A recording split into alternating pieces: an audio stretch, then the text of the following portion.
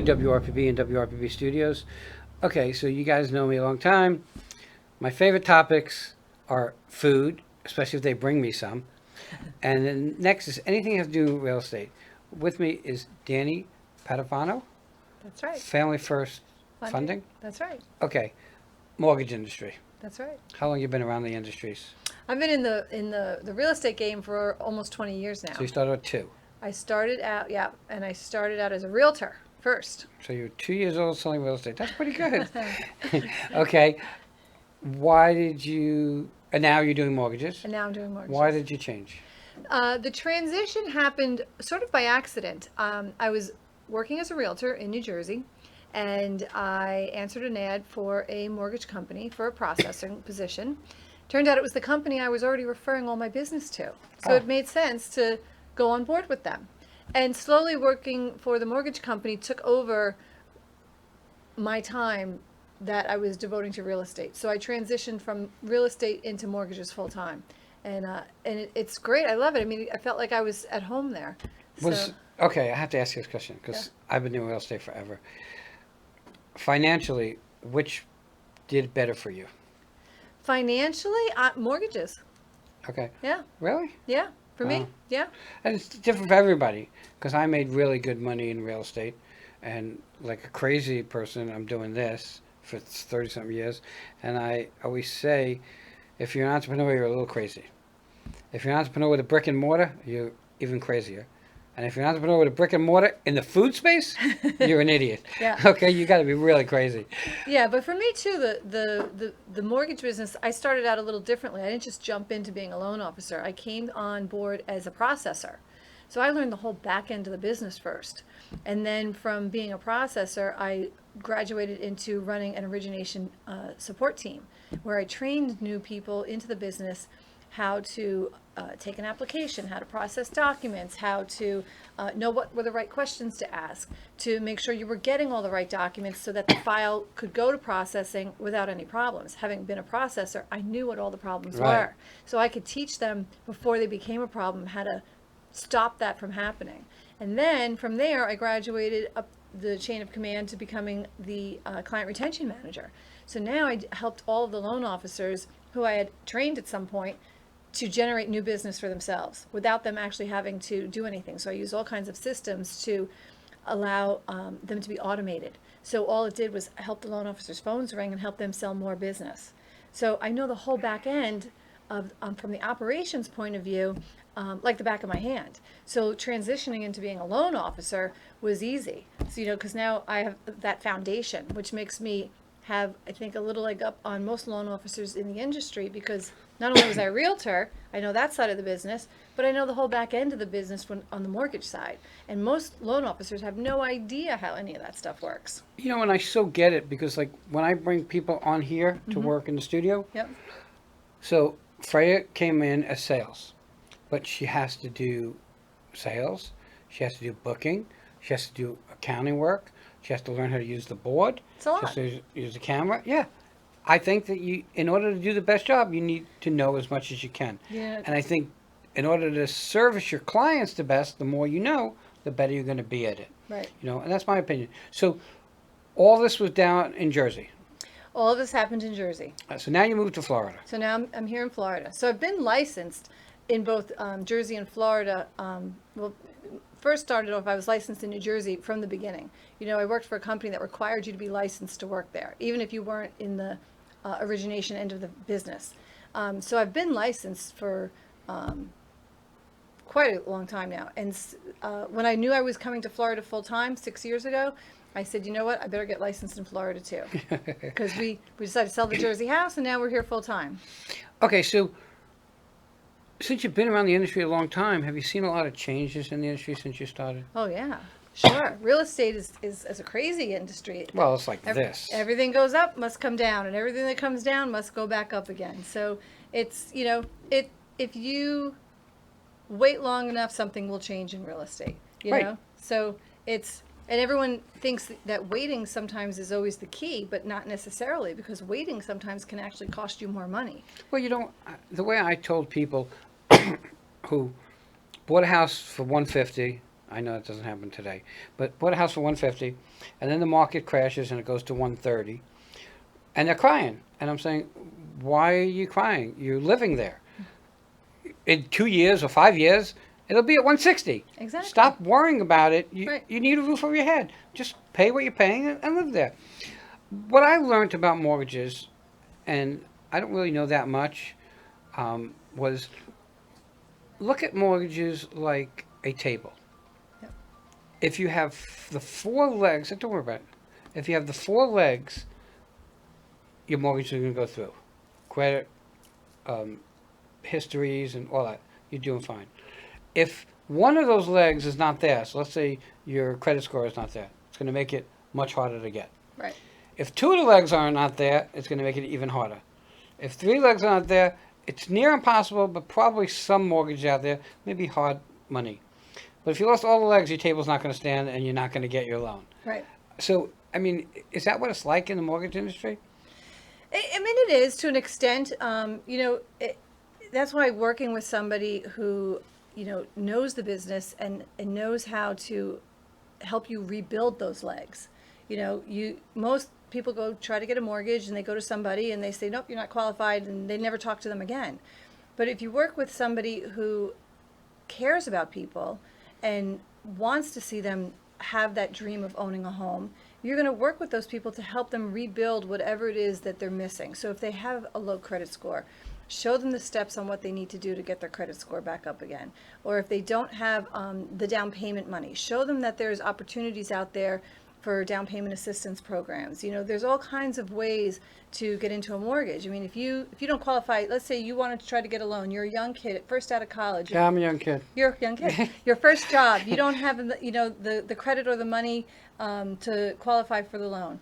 Well, you know what? We could add mommy and daddy to the loan and as a non-occupying co-borrower, and then in a year refinance them off once you've been able to establish your credit and establish your salary history. And then that puts you in the place to achieve that dream of owning a home.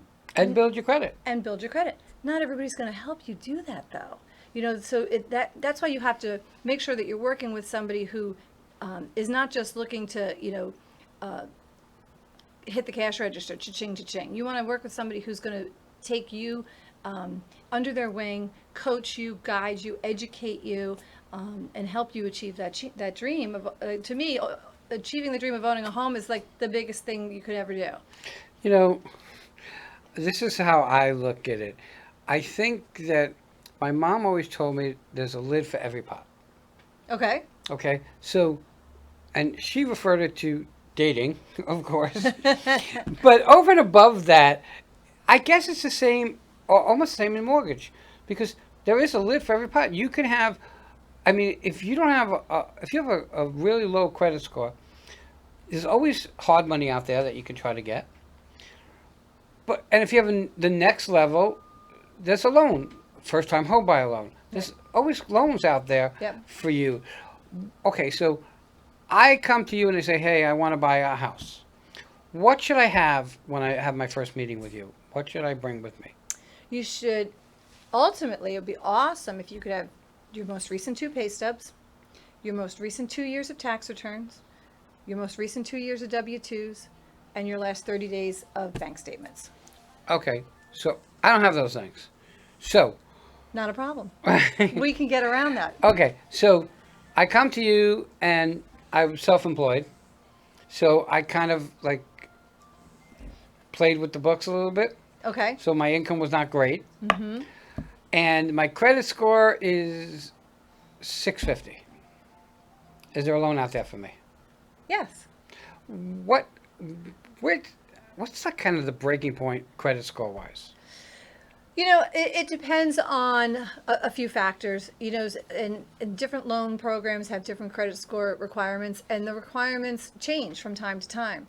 So, I mean, if you can get into the mid 6s, that's, probably the best case scenario, and up from there. But even in the low 6s, there's always going to be a program out there. It may not be the best program. It may be more advantageous for you to work with us to build your credit and get your score up a little bit, which could take a month to depending on what you do and follow the steps we lay out for you, up to 6 months or to a year, depending on what's going on with your credit. But can I like borrow, get a loan at a higher interest rate and then refinance it as I build my credit? Absolutely. Because I guess there's a lot of factors, because the real estate market's going to affect what you want to do. Because if houses are really low, then take a higher interest rate and then just refinance at some point in time. I remember when they had the adjustable rate mortgages, and they really, in my opinion, probably were not a benefit for most, but they were a benefit for a lot of people who took that year or 5 years or 3 years and put their credit in order. Fix their credit, yep. Because the only way they could get into a mortgage. Right. And if you're getting married and you're having a baby and you have to get out of the house you live in and you have to buy a house, you have no other options. Sometimes you have to get into a mortgage that maybe isn't going to be the lowest rate or the lowest payment. But like you said, we can always refinance you 6 months down the road and get you into a better rate. Rates go up, rates come down. So Right. if we start you out in a mortgage, even if you look at what's been happening recently, rates were higher and rates are coming down again. So we like to make sure that we stay in touch with everybody that we worked with. We have an annual review every year of their finances and their mortgage and their job history to see what's changed. What's going on with you that maybe could help you refinance into a lower rate. Because if we can help you get a lower payment, then that's a win-win. Because now we've shown the value in what we can bring to the table. We're not just trying to get your business and move on to the next. We want to be in your life for life. And we'll be stuck with you. And you want to be stuck with me. Okay. You want to be stuck with me. There you go. There you go. So I remember that if a house was $100,000 and I had $50,000 to put down, that they don't really care about anything else. Meaning the seller or meaning the mortgage company? Meaning the mortgage company. The rest really. Well, that was the Wild West. Yeah. When they didn't care about anything else. Well, if you put down 50%. Yeah. Because they knew that if they foreclosed, they'd be able to get. They had you 50%, and they'd be able to sell it and even if they sold it for 25% less, they're still ahead of the game. So, am I wrong in saying that the more you put down, the better loan you're going to get? Oh, sure. You're definitely going to get a lower interest rate, but mortgage companies don't want to be in the business of owning homes. They don't want to have to foreclose on you because for them, it costs them more money to hold the asset, market the asset, and then sell the asset, especially in legal fees for them. So their goal is not to say, okay, well, we don't care about anything else because if we foreclose on you, we have a big piece of the pie. Because even though they can sell it and redeem some of their expenses, they're still out of pocket for so much more for everything else they have to do to sell that property. So right now they're a lot more stringent in making sure that you have the income to qualify, that you have the assets to qualify, and that you're going to be able to make the repayments on a timely manner. So they're going to look at your credit and make sure that you're not delinquent, on your current mortgage, for example. If you're delinquent on your current mortgage, then that's a big indicator. Even Right. if you are putting 50% down, that's a big indicator. Well, if you can't keep your current mortgage paid to date, how are you going to keep the new mortgage paid to date? So my question is, so let's say you have a low credit score. Let's say you have a 620 credit score. Right. That's not bad. Okay. Good. I'm looking like a hero almost because I have a little bit better than that. But let's say you have a 620 credit score, and your payment history for your credit cards and everything is 100%. Good. We like that. Okay, is that going to affect the ability to? And I'm looking at a $300,000 home, and I have, I don't know, 5% to put down. Is the ability to get that loan fairly simple? We'd also have to take a look at the income. You have to be able to document your income. So we would look at not only the credit and your assets and your repayment history, but we would also look at your income. So that's where the tax returns, the W-2s, and the pay stubs come in. So what I'm getting is, for self-employed people, if you're thinking about buying a home, you really... You need to claim your income. Yeah, you need to... You need to claim your income. All right, I was thinking of the right words, but that's okay. Yeah, Yeah. you need to claim your income. Right. And, people And think... there's ways to adjust. So let's say for last year, because you need 2-year history, right? So if we look at last year and it was low because you didn't claim maybe all of the income, and now this year it's time to file taxes again. We're gonna guide you. We can't tell you how to file your taxes, but we're gonna tell you. We're going to guide you into what you need to do in order to make sure you're conveying the right things to your accountant so that they can help you file your taxes to help you qualify. And maybe talk to your accountant about doing a revision to last year's taxes, so that you can show all of the income so that you have that 2-year history, and can move forward with getting qualified. Cheaters never prosper. That's right. Okay, so the next question I have is, let's talk about credit for 1 second. And we're running out of time, but I think people need to know this. Okay. I think at this point, mortgage companies don't look heavy on medical bills that might be on your credit report, Medical collections are okay, no matter the amount. no matter the amount. Okay, so does it not affect the loan? No. Okay, so we live in a very difficult world medical-wise, because if you go to the hospital for 2 days, you already got $8,000. Right. Okay, so if you saved $8,000 to put down as a down payment, they're going to take it away from you. And most people don't know that really all you do is pay $10 a month, and they can't put it on your credit. Exactly. But even if you put it on your credit, because sometimes it's just impossible. Like when I was younger, I had $1.6 million in medical bills. There was no way for me to pay it. Right. Now, of course, I didn't pay it because $10 a month I'd be paying it from my coffin, but it eventually fell off. Okay, because it was just ridiculous, and it falls off. And I don't think most people know this, though we don't have socialized medicine here.